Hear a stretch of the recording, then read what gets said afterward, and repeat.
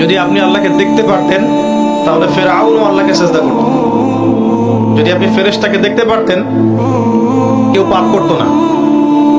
যদি কবরের আযাব দেখা যেত, বারজাখের শাস্তিগুলো দেখানো যেত চাক্ষুষ, তাহলে কেউ পাপ করতো না, করতো? তাহলে দুনিয়ার জীবনটা পরীক্ষা থাকতো না। দুনিয়ার জীবনে পরীক্ষা বলে কিছু থাকতো না। আল্লাহ পাক কি জন্য পাঠিয়েছেন?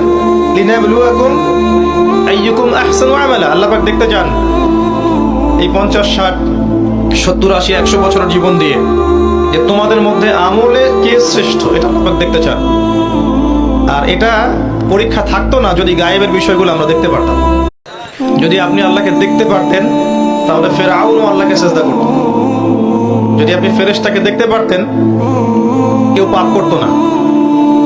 যদি কবরের আযাব দেখা যেত, বারজাখের শাস্তিগুলো দেখানো যেত চাক্ষুষ, তাহলে কেউ পাপ করতো না, করতো? তাহলে দুনিয়ার জীবনটা পরীক্ষা থাকতো না। দুনিয়ার জীবনে পরীক্ষা বলে কিছু থাকতো না। আল্লাহ পাক কি জন্য পাঠিয়েছেন?